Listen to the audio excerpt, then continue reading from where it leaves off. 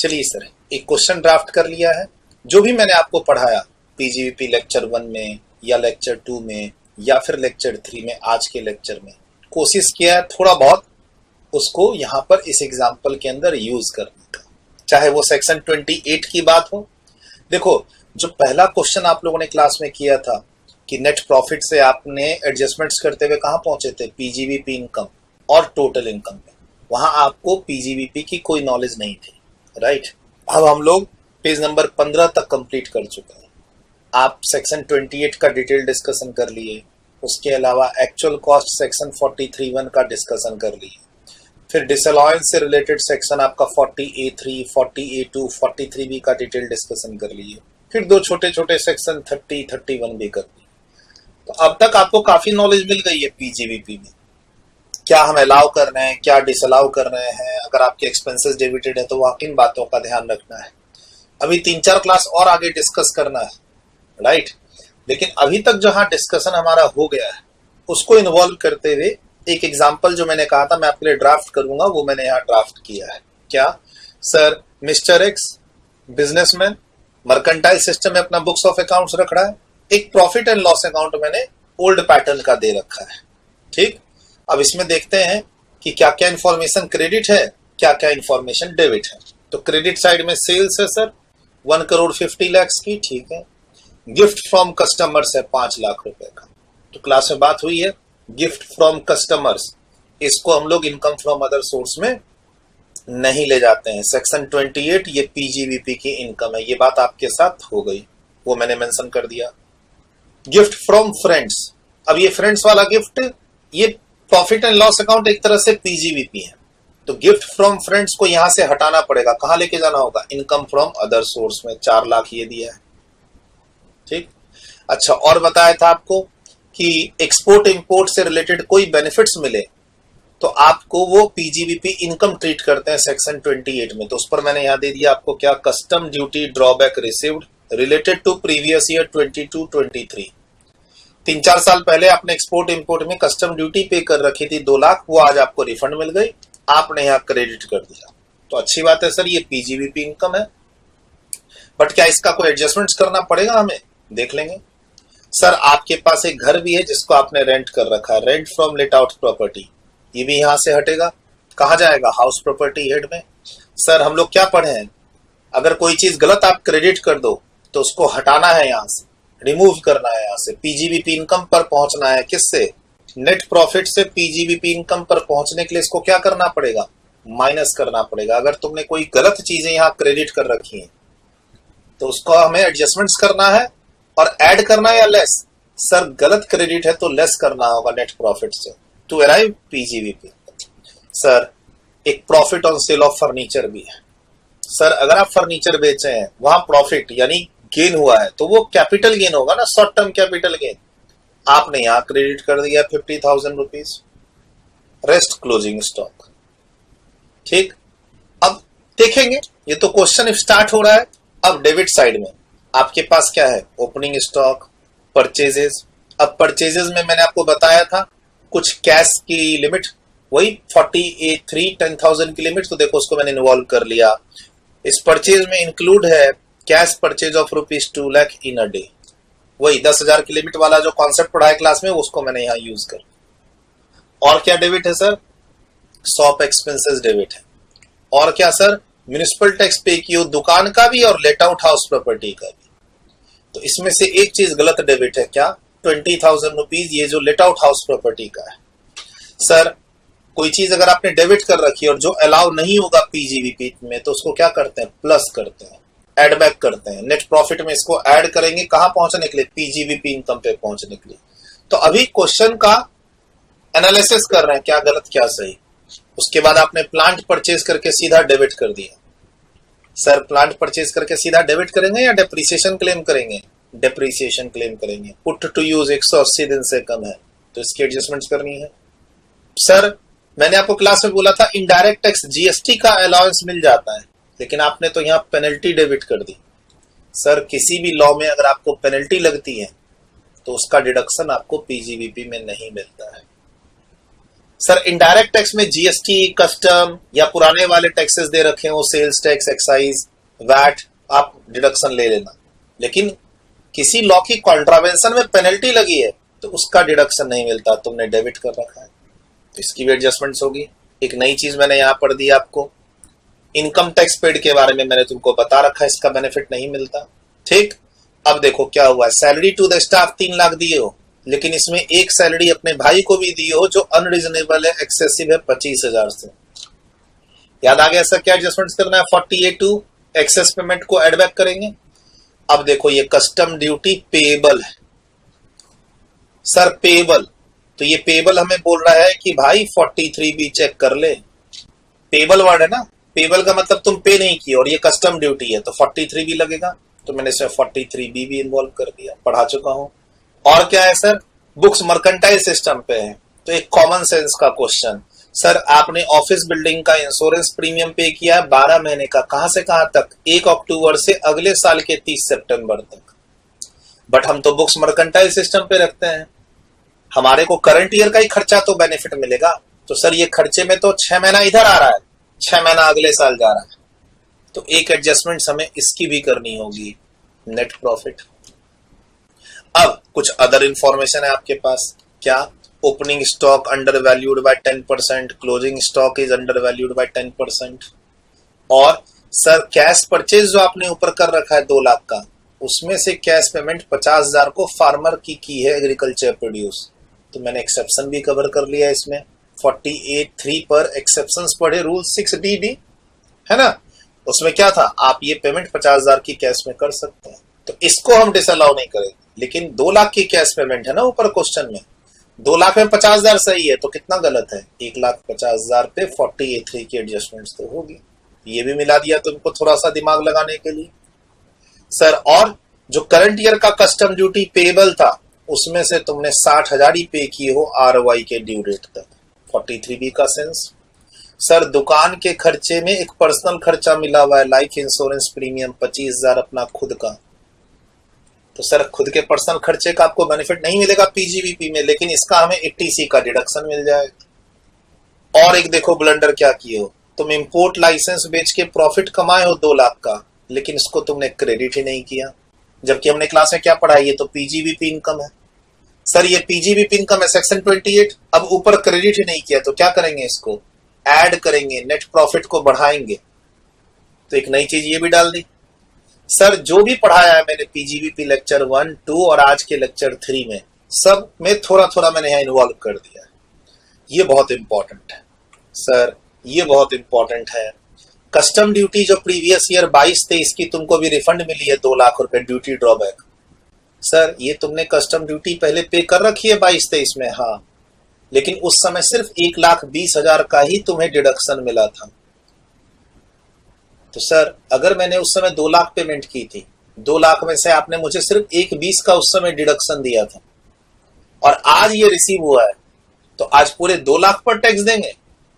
क्या पूरे 2 लाख को इनकम मानेंगे, या जितना पहले अलाउ किया था उतना इनकम? तो सर जितना पहले अलाउ किया था उतना ही इनकम होगा। ये इंफॉर्मेशन अगर नहीं होती तो हम उस पूरे 2 लाख को इनकम टैक्सेबल कर चुके होते। सर ये जो 2 लाख है ना, ये इनकम ही है, PGBP इनकम, और सही क्रेडिट है।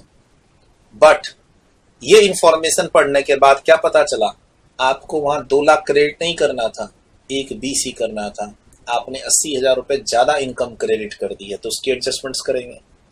और सर फर्नीचर से प्रॉफिट कैसे हुआ, तो फर्नीचर तुम्हारे पास इकलौता एसेट है तुम्हारे ब्लॉक में, ब्लॉक की वैल्यू 1 लाख है, फर्नीचर को 1,50 में बेच दिए, तो ठीक है सर, इससे तो शॉर्ट टर्म कैपिटल गेन निकल जाएगा, निकालेंगे। SSC 115 BAC से बाहर निकल चुका है, टोटल इनकम बता दी।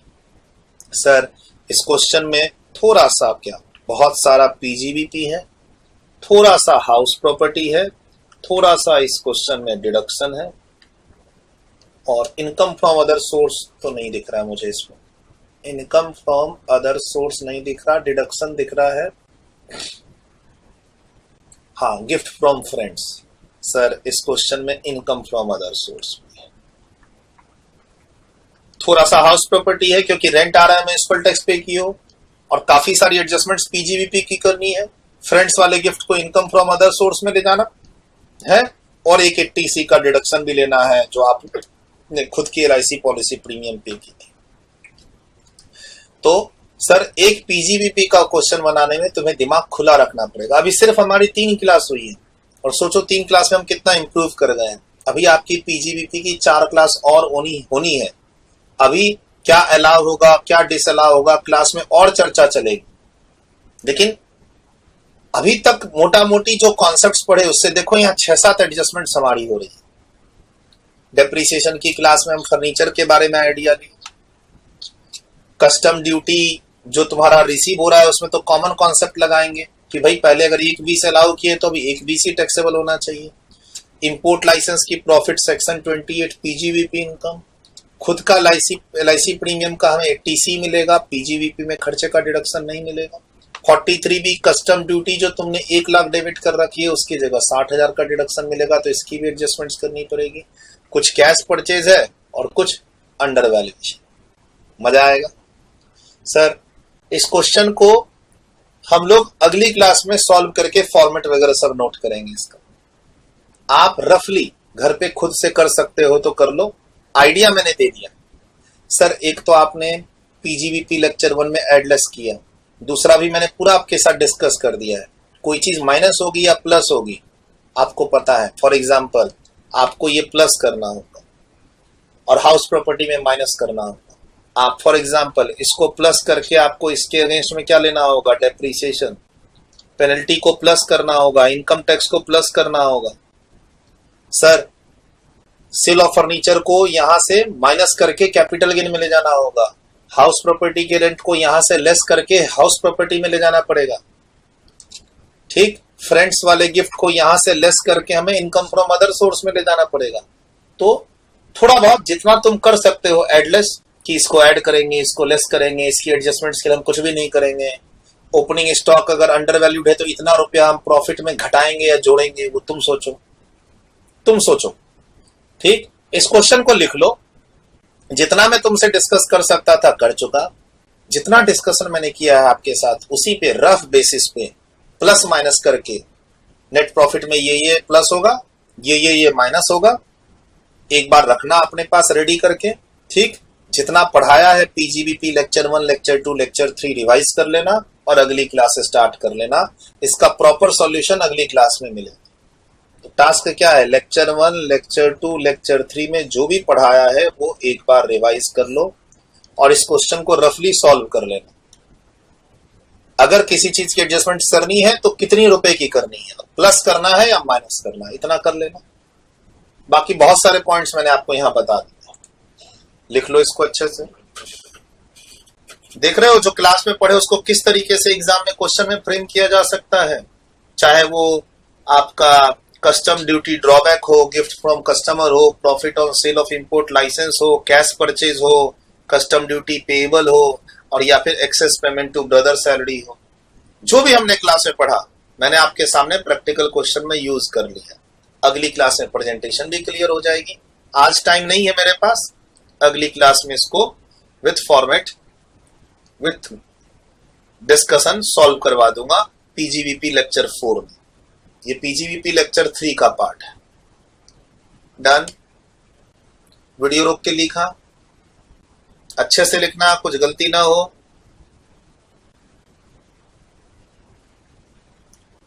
नेक्स्ट, वीडियो रोक के लिखा, नेक्स्ट। डन। वीडियो रोक के लिखा, नेक्स्ट। डन। वीडियो रोक के लिखा, next. Done. Next. Done. Next. Done. Sir लिख लिया वीडियो रोक के। आपके मन में क्या हो रहा होगा, सर ये तो 2 पेज का क्वेश्चन है, इतना लंबा क्वेश्चन एग्जाम में आएंगे। सर अभी मैं क्या कर रहा हूं, आपने 4 क्लास और लेनी है, 4 क्लास में एडजस्टमेंट्स और जाननी है आपको। ठीक, तो एग्जाम में कुछ भी पूछ सकता है और ये बहुत कॉमन क्वेश्चन है इस लेवल का। Sir profit and loss account दिया रहेगा, कुछ डेबिट कुछ क्रेडिट, 5-6 एडजस्टमेंट्स दे रखी होंगी, और ये बहुत कॉमन क्वेश्चन है, बहुत बेसिक क्वेश्चन है पीजीबीपी का। बेस्ट पार्ट क्या है, तुम तीसरी क्लास में हो और तुम इस क्वेश्चन को बना ले रहे, ये बेस्ट पार्ट है। राइट। अरे आधे से अधिक तो हम लोग डिस्कस कर चुके, बनाना ही तो है। सर अब पहली क्लास में अगर ये क्वेश्चन देता तो कुछ भी समझ में नहीं आता, शायद तुम पीजीबीपी चैप्टर ही नहीं करते। लेकिन अब तुम्हें पता है बहुत सारा डिस्कशन हमारा पिछले 9-10 घंटे में हो चुका है। 3 क्लास मतलब 9 घंटे, है ना। और अगली क्लास में मैं इसको सॉल्व करते हुए फिर डिस्कस करूंगा ही। अभी मोटा मोटी मैंने बहुत सारी एडजस्टमेंट्स तुमको बता दी हैं। तुम खाली घर पे होमवर्क में लेक्चर 1, 2, 3 रिवाइज कर लो, इस क्वेश्चन को दोबारा पढ़ना, नेट प्रॉफिट उठाना जैसा पीजीबीपी लेक्चर 1 में किया था, और ये प्लस होगा, ये माइनस होगा, इसकी ये एडजस्टमेंट्स, इसकी एडजस्टमेंट्स, इतना सोच के रखना। बाकी अगली क्लास में आप अपने थॉट को, आप अपने आंसर को मेरे आंसर से मैच कर लेना। वो टेक केयर, मिलते हैं अगली क्लास में। कम से कम अभी 4 क्लास और आएगी पीजीबीपी को कंप्लीट करने के लिए, राइट। और अगली क्लास बहुत इंपॉर्टेंट है। अगली क्लास जो है पीजीबीपी लेक्चर 4, उसमें हम लोग सेक्शन 35, सेक्शन 35 एडी एंड, चलिए सर अब हम लोग आ चुके हैं पीजीबीपी लेक्चर 4 में। सर आपको एक टास्क दिया था पिछली क्लास में, क्या एक तो टास्क दिया था लेक्चर 1, लेक्चर 2, लेक्चर 3 में जो भी पढ़ाया है रिवाइज कर लो, ये बोला था। हम लोग लेक्चर 1, लेक्चर 2, लेक्चर 3 में series of sections, series of concepts discuss कर लिए। काफी सारे कॉन्सेप्ट्स अब आपके पास पहुंच चुके हैं। इनफैक्ट पेज नंबर 11.1 से लेकर पेज नंबर 11.15 तक 7-8 कॉन्सेप्ट्स, 7-8 सेक्शंस, अच्छा 7-8 सेक्शंस के अंदर मुझे लगता है 50 से ज्यादा कॉन्सेप्ट्स आपके पास जा चुके हैं। ठीक, तो मैंने बोला था एक थोड़ा सा ब्रेक लगा लो, यानी अगला लेक्चर, आज का लेक्चर स्टार्ट करने से पहले मैंने बोला थोड़ा एक ब्रेक लगाओ। ब्रेक लगा के क्या करो, जो भी पढ़े सर मोटा मोटी आप एक तरह से 7वें लेक्चर में आओ। क्यों, 3 लेक्चर आपके पीजीबीपी के हो गए, डेप्रिसिएशन चैप्टर के, पीजीबीपी के अंदर डेप्रिसिएशन चैप्टर 3 लेक्चर उसके हो गए। फिर हम लोगों ने 3 लेक्चर इधर कर लिए, 6 लेक्चर हो गए। तो एक ब्रेक लगा के आपको बोला रिवीजन कर, नहीं किए हो तो कर लो मेरे हिसाब से, है ना। तो लेक्चर 1, लेक्चर 2, लेक्चर 3 आप रिवाइज कर लिए हैं। सेक्शन 28 के कॉन्सेप्ट्स, कहां पर किस किस इनकम को पीजीबीपी इनकम मानते हैं, बात हुई हमारी डिटेल में क्लास के अंदर, हो गया रिवीजन। सर 43B, कुछ खर्चे जिसका पेमेंट आप नहीं करते हो तो वो डिसअलाउ हो जाता है। 40A2, access payment, unreasonable payment करते हो तो डिसअलाउ हो जाता है। 40A3, कैश पेमेंट करते हो 10,000 रुपीज से अधिक तो डिसअलाउ हो जाता है। ये सब आपने डिस्कस किया। उसके बाद सेक्शन 30, सेक्शन 31, सेक्शन 30, सेक्शन 31 में कौन कौन से खर्चों का हमें डिडक्शंस मिलता है। फिर एक हम लोग डिस्कशन कर लिए लास्ट क्लास में सेक्शन 43(1), एक्चुअल कॉस्ट डिटरमाइन करेंगे जब आप एसेट्स का, जिस पर आपको डेप्रिसिएशन लेना है, तो वहां क्या क्या ध्यान रखना है। बहुत सारे पॉइंट्स है छोटे छोटे, वो हमने इलॉबरेट किए। कुछ चीजें उसमें से आगे के लिए पेंडिंग हो गई। चलो सर, एक हमने पीजीबीपी का एग्जाम्पल डिस्कस किया था लेक्चर 1 में, ठीक। अब ये दूसरा एग्जाम्पल है लेक्चर 3 वाला, राइट। सर पीजीबीपी की लेक्चर 1 में एक एग्जाम्पल मैंने आपके साथ डिस्कस किया था जिसमें आप नेट प्रॉफिट से क्या निकाल रहे थे, PGBP income and then total income. सीख गए वहां पे थोड़ा बहुत, लेकिन वहां पीजीबीपी के कॉन्सेप्ट्स हम पढ़े ही नहीं थे तो वहां ज्यादा मेहनत नहीं कर पाए। अब एक एग्जाम्पल लास्ट क्लास में मैंने दिया था, जाते जाते डिस्कशन भी आपके साथ किया था। उसमें भी मैंने आपको क्या दिया था, प्रॉफिट एंड लॉस अकाउंट दिया था और कुछ वर्किंग सपोर्टिंग नोट्स दिए थे, जिसकी हेल्प से आपको क्या निकालना था, PGBP income as well as total income. और क्या बोला था उस क्वेश्चन में आपके साथ जो डिस्कस किया कि भाई उसमें हाउस प्रॉपर्टी की इनकम भी है थोड़ी सी, क्योंकि आप प्रॉपर्टी लेट आउट कर रहे थे। उसमें आपके पास इनकम फ्रॉम अदर सोर्स की भी इनकम थी, क्योंकि गिफ्ट आ रहा था आपको फ्रेंड्स से। इनफैक्ट मैं बोलना भूल गया सर, उसके अंदर कैपिटल गेन भी है। क्यों, क्योंकि आप फर्नीचर बेच के प्रॉफिट अर्न कर रहे हो, profit on sale of furniture.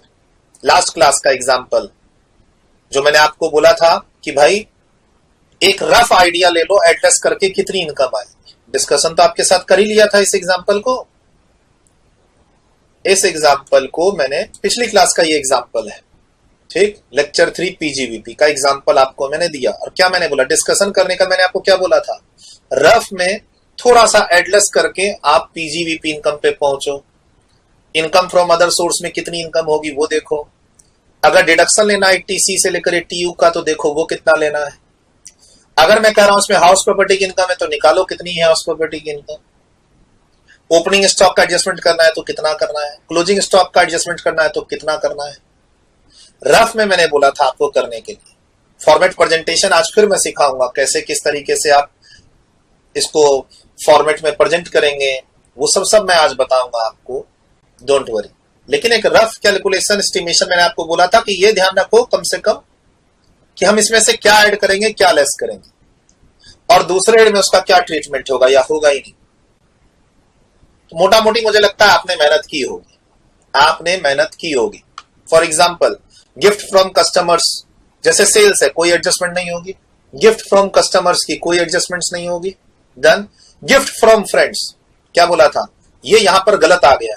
तो जब गलत चीज क्रेडिट होगी तो यहां से क्या करेंगे, माइनस करेंगे, तो माइनस का साइन। फिर क्या करेंगे सर, बगल में एक और चीज लिखना है आपको। अब एक एग्जाम के लिए क्या करेंगे, जैसे आप क्वेश्चन पढ़ोगे पेंसिल से थोड़ा बहुत अपने लिए देखो, ज्यादा डिटेल्ड में आप क्वेश्चन पेपर पे नहीं लिख सकते, मना है। आप सॉल्यूशन को क्वेश्चन पेपर पे नहीं लिख सकते, लेकिन क्वेश्चन पेपर में अपने लिए तो वर्किंग कर सकते हैं छोटी छोटी हिंट के तौर पे, ऐसे कि मतलब एग्जामिनर आपको परेशान ना करे कि भाई क्वेश्चन पेपर पे सॉल्यूशन क्यों बना रहे हो, कहीं चीटिंग करने का तो इरादा नहीं है, आसपास के दोस्तों को देखें, वो थोड़ा आपको ध्यान रखना होगा। सर माइनस और इनकम फ्रॉम अदर सोर्स में जाके टैक्सेबल, इस तरीके का कुछ 1 2 3 4 5 माइनस और पांचवें हेड में जाके टैक्सेबल, माइनस यहां पर ऐसे और 5 नंबर मतलब इनकम फ्रॉम अदर सोर्स में जाके इसको टैक्सेबल करेंगे। Sir custom duty drawback received, इसकी भी एडजस्टमेंट करनी पड़ेगी माइनस में 80,000 रुपीज की। क्यों सर, जिस ईयर में कस्टम ड्यूटी पे किए थे उस ईयर में अलाउ नहीं हुआ था, पूरा 2 लाख पे किए थे, अलाउ 1/20 हुआ था, तो अभी भी 1/20 ही टैक्सेबल होगा ना। तो सिर्फ सर इसमें आपको 1/20 टैक्स करना था, आपने 2 लाख कर दिया, तो 80,000 यहां से हटा। सर 4 लाख को हटा के कहां लेके जाओ, हाउस प्रॉपर्टी में। अब हाउस प्रॉपर्टी का अपना फॉर्मेट है, अब उसके लिए भी नोट लिखो। हाँ लिखेंगे, क्या नोट लिखना बता रखा है कि सर अगर municipal value fair rent standard rent ना दिया हो तो इसी रेंट को हम लोग क्या मानेंगे, gross annual value. Profit in sale of furniture यहां हटाओ, शॉर्ट टर्म कैपिटल गेन में जाएगा। Sir closing stock under valued है तो इसके लिए हमें क्या करना होगा, 30,000 से प्रॉफिट को बढ़ाना होगा। Sir opening stock under valued है, क्या करना होगा, हमें 40,000 से प्रॉफिट को घटाना होगा। फॉर्मूला आपको कॉमन सेंस वाला फॉर्मूला है यहाँ पे ओपनिंग स्टॉक और क्लोजिंग स्टॉक में, वैसे मैं दे दूंगा। सर परचेज में क्या करना होगा, 1,50,000 जोड़ना होगा। सर 2 लाख है ना बाबा, 2 लाख में तो 50,000 पेमेंट किसान को दिया है ना, होमवर्क में दिए हैं आपको ये क्वेश्चन। सर ये क्वेश्चन आप पढ़ चुके हो, पिछली क्लास में पूरा एनालाइज कर चुके हैं। जो बच्चे यूट्यूब पे इस लेक्चर को देख रहे हैं, लेक्चर 4 है ये, आप लेक्चर 3 जाके देखो तो, ठीक है। सर शॉप एक्सपेंसेस में कुछ खर्चा इंक्लूड है शायद LIC वाला, तो 25,000 यहां जोड़ना होगा हमें। सर लेट आउट हाउस का म्युनिसिपल टैक्स को जोड़ना पड़ेगा। पेटेंट को जोड़ के उस पर डेप्रिसिएशन लेना होगा, कितना, 1 लाख का 25% का आधा पुट टू यूज 180 दिन से कम है। पेनल्टी फॉर GST पूरा जोड़ दो, इनकम टैक्स पूरा जोड़ दो, इसमें 25,000 जोड़ दो, क्या एक्सेस सैलरी बोल के 48। सर कस्टम ड्यूटी पेबल में तुमने सिर्फ 60,000 का पे किया ROI के ड्यू डेट तक, तो 43 भी बोलता है क्या, 40,000 एडबैक कर दो। इंश्योरेंस आधा अलाउ होगा आधा नहीं अलाउ होगा, तो इसमें बोलता है 10,000 ऐड कर दो। क्यों सर, 12 महीने में 6 महीने अगले साल के हैं, बुक्स मर्केंटाइल सिस्टम पे तो 6 महीने का ही तो अलाउ होगा। ये चीज बहुत पूछता है एग्जाम में कि बुक्स मर्केंटाइल सिस्टम में खर्चा तुमने 2 साल का कर दिया, तो आधा अलाउ करो आधा मत अलाउ करो। जो एडबैक कर रहे हो मतलब खर्चा डिसअलाउ हो रहा है। सर इसमें से ये 10,000 अगले साल मिल जाएगा ना, हाँ तो इस साल तो डिसअलाउ होगा ना, बस। और क्या था, ओपनिंग स्टॉक क्लोजिंग स्टॉक का कर ही लिया, कैश परचेज का हमने कर ही लिया, कस्टम ड्यूटी का कर ही लिया, LIC प्रीमियम का आप 80C ले लेना, डिसअलाउ कर ही दिया। इसको आप क्या करोगे, ऐड करोगे। सर ये इनकम है लेकिन PGBP में अभी तक टैक्सेबल नहीं की हो, तो इसको क्या करोगे, ऐड करोगे 2 लाख। ये सेक्शन 28 में PGBP इनकम है ये। सर कस्टम ड्यूटी का मैंने एडजस्टमेंट बता दिया कि पहले अगर 1/20 अलाउड है तो अभी 1/20 ही तो टैक्सेबल होगा। अब तुम 2 लाख टैक्स कर रहे हो तो हमने क्या बोला, 80,000 की एडजस्टमेंट करो।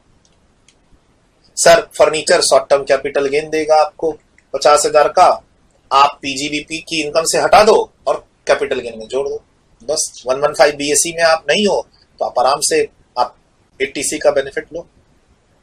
तो मोटा मोटी यही करना है।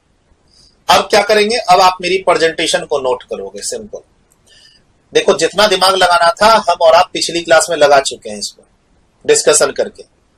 अब थोड़ा बहुत तुमने क्या किया, उसको प्लस माइनस कर लिया है। अब मोटा मोटी ये देखना है कि तुमने जो एचपी इनकम निकाली, तुमने जो कैपिटल गेन इनकम निकाली, तुमने जो पीजीबीपी इनकम एडजस्ट करके निकाली, वो मेरे से मैच कर रहा है कि नहीं। तुम प्लस करते समय जो अमाउंट लिख रहे हो और माइनस करते समय जो अमाउंट लिख रहे हो मेरे से मैच कर रहा है कि नहीं। कहीं प्लस की जगह माइनस तो नहीं कर दिए, माइनस की जगह प्लस तो नहीं कर दिए। अच्छा सर, हमने पढ़ा बहुत, आज हमने सर डेप्रिसिएशन की 3 क्लास दी, लेकिन एडजस्टमेंट छोटा सा है। तो किया ना भाई, वो 3 क्लास आपने ली तब तो ये एडजस्टमेंट करना सीखा। इस एडजस्टमेंट को आप रट्टा मार के याद थोड़ी कर सकते हो। हमने 3 क्लास ली है पहले डेप्रिसिएशन की, तभी आप यहां पे क्या कर रहे हो, आप यहां पे पेटेंट का एडजस्टमेंट कर रहे हो। आपने यहां पर पेटेंट का जो एडजस्टमेंट किया यहां पे, क्यों? क्योंकि हमने डेप्रिसिएशन की क्लास ली। सर 43B को अकेले मैंने 3 घंटे दिए आपको, 2 क्लास में पढ़ाया 43B। अगर तुम देखोगे तो मैंने पूरे 3 घंटे आपको दिए हैं। क्यों? ताकि आप एडजस्टमेंट्स कर सको कस्टम ड्यूटी की। और एक ऐसी नहीं, और भी एडजस्टमेंट्स आ सकती हैं इसमें। तो पेमेंट टू एमएसएमई आया ही नहीं, payment to micro small enterprises तो मैंने दिया ही नहीं, जिसमें 15 दिन 45 दिन देते हैं, देखते हैं। सर वैसे क्वेश्चन मेरे प्रैक्टिस सेट्स में है, हो सकता है आपको एग्जाम में मिल जाए। प्रैक्टिस सेट्स जरूर करना है आपको। सर डीटी का प्रैक्टिस सेट्स एंड जीएसटी का प्रैक्टिस सेट्स जरूर करना है। एग्जाम के हिसाब से हम लोग अवेलेबल कराते रहते हैं, लास्ट 1 मंथ में ये अवेलेबल होता है।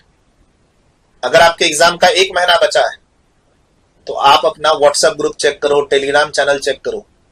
मुझे नहीं पता आपका एग्जाम कब है, लेकिन अगर आपके एग्जाम का 1 महीना बचा है तो आप अपना व्हाट्सएप ग्रुप चेक करो, टेलीग्राम ग्रुप चेक करो। ठीक, आपको कहीं ना कहीं मेरे डीटी के प्रैक्टिस सेट्स, जीएसटी के प्रैक्टिस सेट्स मिलेंगे, दिखेंगे। वहां एमसीक्यूज भी हैं, छोटे क्वेश्चन भी हैं, बड़े क्वेश्चन भी हैं, थ्योरी क्वेश्चन भी हैं।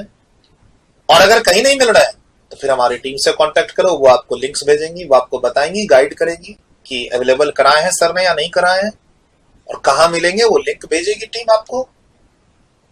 ठीक सर, डीटी प्रैक्टिस सेट्स और जीएसटी प्रैक्टिस सेट्स, आपके जो जो चैप्टर हो चुके, जो जो चैप्टर आपके कंप्लीट हो चुके क्लास में, जो जो आप रिवीजन कर चुके हैं, उसको अटेम्प्ट करना शुरू करो आप। ठीक है, प्लीज ध्यान रखो, जो जो चैप्टर आपके हो चुके डीटी में या जीएसटी में, उसके रिलेवेंट क्वेश्चन प्रैक्टिस सेट से अटेम्प्ट करना चालू कर लो, आधा अधूरा। ठीक, नहीं सर एक ही बार करेंगे, पहले कोर्स कंप्लीट कर लेते हैं, तो वैसा कर लो। बट टाइम होना चाहिए डीटी और जीएसटी प्रैक्टिस सेट्स को अटेम्प्ट करने का। और चिटिंग मोड में करना है। चिटिंग मोड में करना है मतलब क्वेश्चन पढ़ते समय रफ में बना लो, आंसर मैच कर लो, अपनी गलती देख लो क्या गलती की, फिर आगे बढ़ जाओ। टेंशन नहीं लेना है। डीटी जीएसटी प्रैक्टिस सेट्स में क्वेश्चन पढ़ो, रफ में सॉल्व करो, आंसर मैच करो, देख लो तुमसे कहां गलती हुई है, और उस गलती को अब एग्जाम में मत दोहराना। बस इतना ध्यान रखना है। लोड नहीं लेना कि सर प्रैक्टिस सेट्स के क्वेश्चन नहीं बन रहे हैं, ये लोड आपको नहीं लेना है। आपको चिटिंग मोड में जाना है। आपके पास बुक होनी चाहिए, क्लास नोट्स होना चाहिए, प्रैक्टिस सेट्स को अटेम्प्ट करो। जहां जहां गलती हो रही है वैसी गलती एग्जाम में मत करना। जहां जहां तुम फंस रहे हो, सॉल्यूशन नहीं पकड़ पा रहे हो कि ये सॉल्यूशन कैसे आ रहा है, रिवाइज अच्छे से करो, एग्जाम में वो चीज पे मत रुकना। बस प्रैक्टिस सेट्स का पर्पस यही होता है। लोड लोगे तो फंस जाओ, हमसे ये क्वेश्चन नहीं बना, हमसे ये क्वेश्चन नहीं बना, हमसे ये क्वेश्चन नहीं बना, फिर फंस जाओ। ठीक है, अपने को 100 में 100 नहीं लाने, सीधा सा फंडा है। अपने को एग्जाम में क्वेश्चन बनने चाहिए। चलिए देख लीजिए, अगर यहां कुछ लिखना है तो ब्लैक कलर से मैंने ऐड ऑन किया है। पिछली क्लास में तो काफी कुछ मैंने बता दिया था। Done, next, done, next, done. Sir cheating mode में करना है, प्लीज ध्यान रखिएगा। जो बच्चे मेरी बात को सुन रहे हैं, प्रैक्टिस सेट्स मेरा करो या किसी भी फैकल्टी का करो, आंसर होने चाहिए उसके, और चिटिंग मोड में करना है आपको। ठीक, जहां फंस रहे हो वो इंपॉर्टेंट है, जो जहां गलती हो रही है वो एग्जाम के लिए इंपॉर्टेंट है, और उसको एग्जाम में दोहराना नहीं, उन गलतियों को नहीं दोहराना है। वैसे क्वेश्चन एग्जाम में आए तो बनाने हैं, बस ये आपको प्रैक्टिस सेट से लर्न करना है। चिटिंग मोड का मतलब है बुक सामने में रखो, क्लास नोट सामने में रखो, जहां जहां से हेल्प लेनी है लो, बट बनाओ प्रैक्टिस सेट्स, मेरा ये कहना। एक एक घंटे में प्रैक्टिस सेट्स बनते जाएंगे अगर आप चिटिंग मोड और रफ पेज की हेल्प लोगे तो। नहीं तो फिर एक एक प्रैक्टिस सेट्स में 4-4 घंटे लगेंगे और तुम है ना डिमोटिवेट भी हो जाओगे। तो अपने को वो काम नहीं करना है कि 4 घंटे देने हैं या डिमोटिवेट होना है। ठीक है, तो थोड़ा सा ट्रिक यूज करो प्रैक्टिस सेट सॉल्व करने का। डन, वीडियो रोक के लिख लिया। यहां कुछ खास नहीं, पिछली क्लास में आप ये सब लिख ही चुके थे क्वेश्चंस। ठीक, सीधा चलते हैं प्रेजेंटेशन और फॉर्मेट। जो भी मैंने आपके साथ डिस्कस किया सर, ऐसा हम लोग पीजीवीपी लेक्चर 1 में भी कर चुके हैं। पीजीवीपी लेक्चर 1 में भी मैंने एग्जांपल आपको करा रखा है और अब पीजीवीपी लेक्चर 3 एंड 4, लेक्चर 2 में हमने ऐसा कोई एग्जांपल नहीं किया। सर पीजीवीपी लेक्चर 2 में भी कोई एग्जांपल है? नहीं। पीजीवीपी 3 लेक्चर 3 के आखिरी में मैंने एग्जांपल कराया था डिस्कशन, और अब सॉल्व करने का फॉर्मेट दे रहा हूं आपको लेक्चर 4 शुरू में। यही तो है हमारा। बस इसको डिस्कस कर, इसको लिख लेते हैं, डिस्कस कर लेते हैं, उसके बाद चलेंगे सेक्शन 35, आज का इंपॉर्टेंट सेक्शन है। फिर चलेंगे 35 एडी, आज का इंपॉर्टेंट सेक्शन है। आज वो दो कम से कम सेक्शन करने हैं, सेक्शन 35 एंड 35 एडी, और दोनों ही आपके एग्जाम्स के लिए इंपॉर्टेंट है। रीजन मैं बता दूंगा। चलिए सर, एक हेडिंग देंगे प्रॉपर, टोटल इनकम की, एसएससी का नाम, असेसमेंट ईयर, प्रीवियस ईयर का रेफरेंस, और जरूरी है लिखना कि आप नॉर्मल रेगुलर प्रोविजंस फॉलो कर रहे हैं, सेक्शन 115 बीएसी से शिफ्ट आउट कर चुके हैं। SSC has shifted out from section 115 BAC, बताना जरूरी है कॉपी चेक करने वाले। अमाउंट के 2 कॉलम बनाएंगे, पर्टिकुलर्स। डन, वीडियो रोक के लिखा। अब ये मेरा मेन बॉडी है, main format. Sir house property को वर्किंग नोट में भी बना सकता था। अगर आप वर्किंग नोट से सॉल्व करके ला रहे हो तो आप यहां पे वर्किंग नोट का रेफरेंस दे दो, सीधा आंसर लिख दो, और ये जो फॉर्मेट है आप वर्किंग नोट में बना लो। ऐसा कर सकते हो। जैसे मैंने इस क्वेश्चन में 2 वर्किंग नोट बनाए, कैपिटल गेन का और एक पीजीवीपी का। आप चाहो तो हाउस प्रॉपर्टी को भी वर्किंग नोट में सॉल्व करके ला सकते हो। यहां फाइनल आंसर, ये नोट यहीं पर लिख दिया मैंने। MBFR-SR के रेफरेंस एब्सेंट में मैंने एक्चुअल रेंट को ही जीएबी ले लिया। एग्जाम में फुल फॉर्म लिखना इन सब का। म्युनिसिपल टैक्स पेड आपने देखा, प्रॉफिट एंड लॉस अकाउंट में डेबिट था। म्युनिसिपल टैक्स घर का, ठीक, वो मैंने यहां घटा दिया। आपके प्रॉफिट एंड लॉस अकाउंट में देखो, यहां पर लेट आउट हाउस का म्युनिसिपल टैक्स डेबिट था, तो ये मैंने हाउस प्रॉपर्टी में घटा दिया।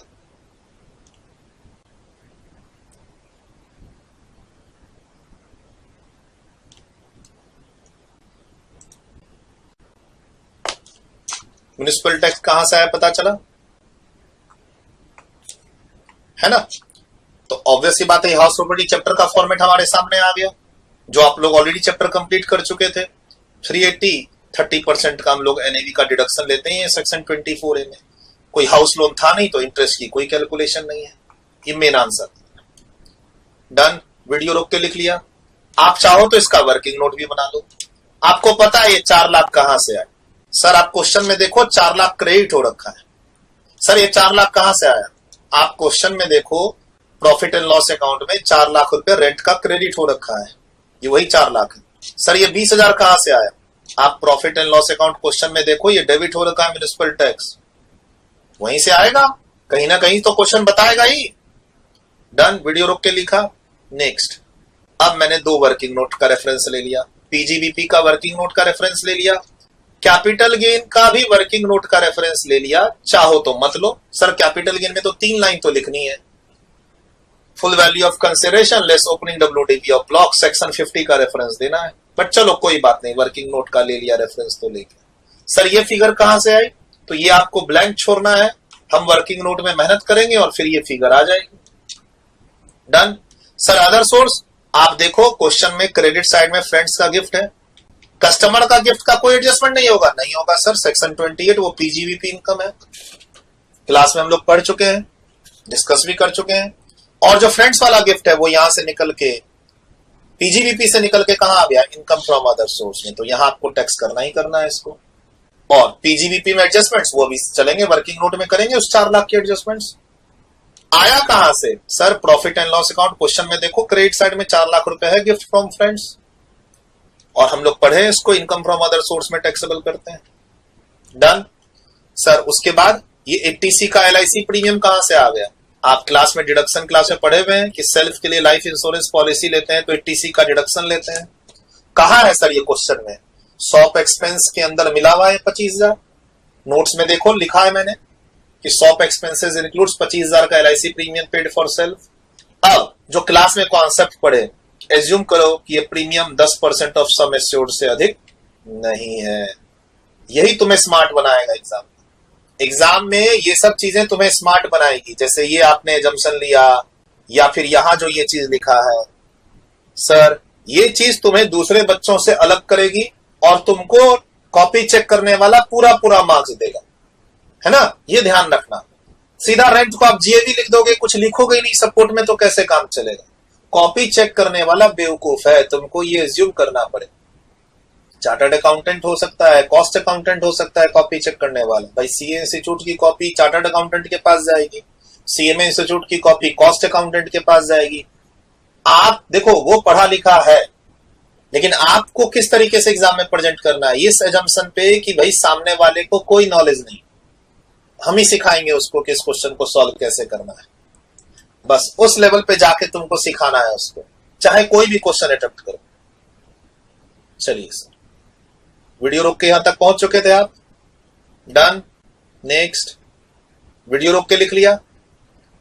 चलिए, अब मेन आंसर तो हमारा हो गया। अब 2 वर्किंग नोट है, जिसमें से सबसे ज्यादा टाइम किसमें लगने वाला है? PGBP की वर्किंग। स्टार्ट कहीं से भी कर लो आप, मतलब स्टार्ट तो नेट प्रॉफिट से करना है सर। स्टार्ट हमेशा net profit as per profit and loss account as given in the question, वहां से स्टार्ट करना। आप देखो 24,85,000 का आपका नेट प्रॉफिट क्वेश्चन में दिया हुआ है। अब उसके बाद तुम लेस करो या ऐड करो, वो तुम्हारी मर्जी। तुम इसमें ऐड कर दो expenses debited but not allowable. मैं लेस कर रहा हूं सर। नहीं सर, लेस इनकम क्रेडिटेड नहीं करते हैं, पहले यही कर देते हैं। तो तुम पहले यही कर दो ना, ये वाला। सर पहले ये नहीं कर सकते हैं, expenses debited but not allowable under this head को एड बैक कर दें?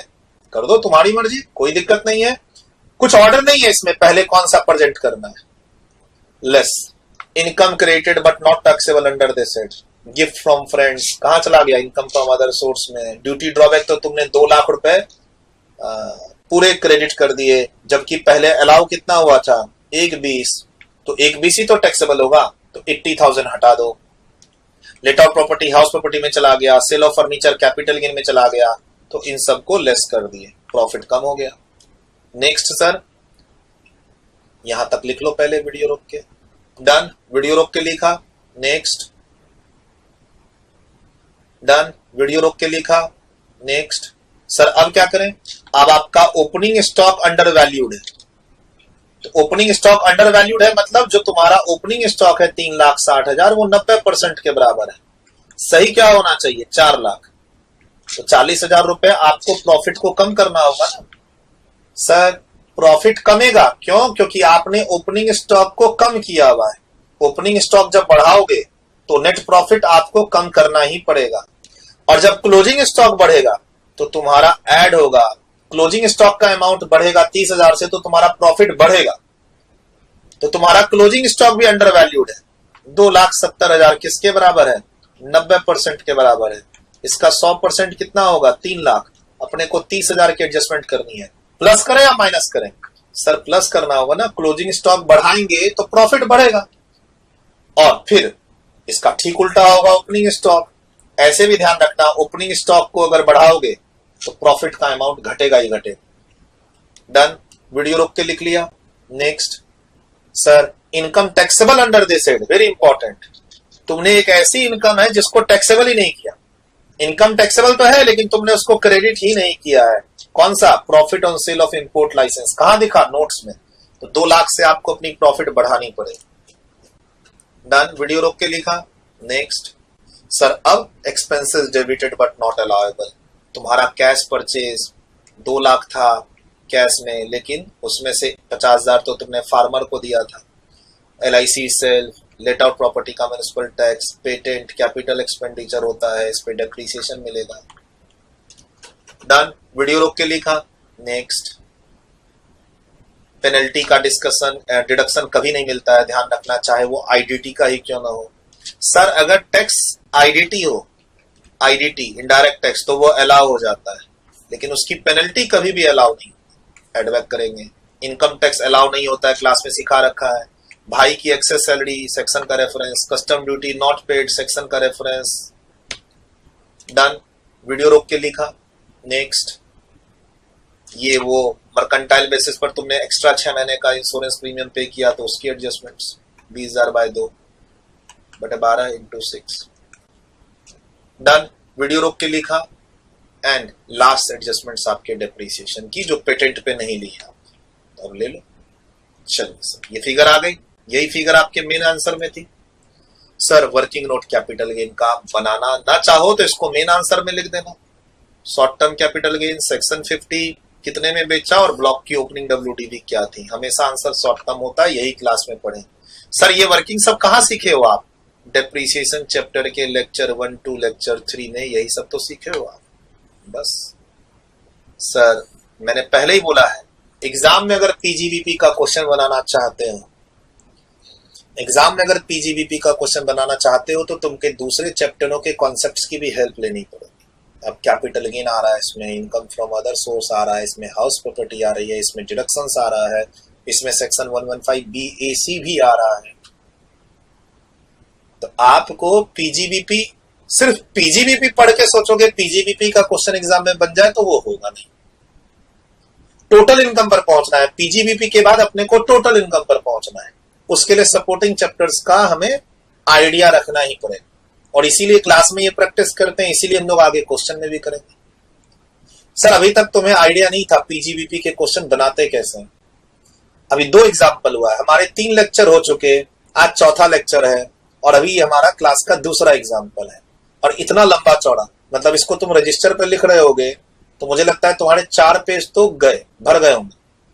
तुम्हारा क्वेश्चन में 1.5 पेज चला गया हो, और अभी सॉल्यूशन लिखते लिखते, वर्किंग नोट लिखते लिखते आपके 2.5 पेज चले गए होंगे।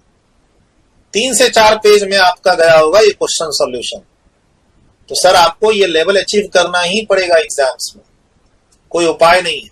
सबसे जल्दी कैपिटल गेन का क्वेश्चन बनेगा एग्जाम में, लेकिन उसके सपोर्टिंग नोट्स बहुत सारे लिखने पड़ते हैं।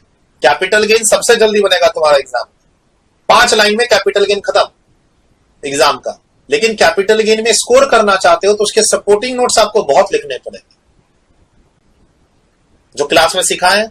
और मेरी बुक के सेट ए में जाओगे तो वहां खूब सारे सपोर्टिंग नोट्स मिलेंगे आपको कैपिटल गेन में, हर क्वेश्चन के साथ परफेक्ट वे में, जैसा आपको एग्जाम में प्रेजेंट करना है। ध्यान रखिएगा, कैपिटल गेन का एग्जाम में क्वेश्चन सबसे पहले बनेगा, लेकिन मार्क्स तभी मिलेगा जब आप उसके सपोर्टिंग नोट्स तगड़े रखेंगे। एक एक क्वेश्चन में 7-8 सपोर्टिंग नोट्स लिखने पड़ते हैं। और सर PGBP में सारा खेला एड लेस का है। कभी कभी बच्चे ऐड और लेस के एडजस्टमेंट्स ठीक से नहीं कर पाते हैं, सोचते हैं ऐड करेंगे, यहां कर देते हैं लेस। मेरे से भी बहुत बार गलती होती है, ठीक है। आप क्वेश्चन पढ़ते समय सोचते हैं किसका एडजस्टमेंट करना है, लेकिन करते नहीं। तो आप क्वेश्चन पढ़ते समय ही कोडिंग कर लो, plus plus minus minus plus plus, 80C 5वें में जाएगा, दूसरे में जाएगा, तीसरे में जाएगा, क्रॉस, इसमें इतना एडजस्टमेंट, इसमें इतना एडजस्टमेंट, बना दो। सर अगर आपको नॉलेज है, कॉन्फिडेंट है आप, तो आपसे एग्जाम में क्वेश्चन बनेगा। और उसके लिए क्या चाहिए? क्लास प्रॉपर कर लो, रिवीजन कर लो, खूब सारे क्वेश्चन की प्रैक्टिस कर लो, डाउट जहां जहां होता है वहां पूछ लो। चलिए सर, तो ये पिछली क्लास का क्वेश्चन जो था हमारा, जो डिस्कशन हमारा टू बी कंटिन्यूड में था, उसका विद फॉर्मेट प्रेजेंटेशन वगैरह सब आपके साथ डिस्कशन हो गया। अब चलते हैं आज के फ्रेश टॉपिक। कहा सर? Page number 11.16 section 35।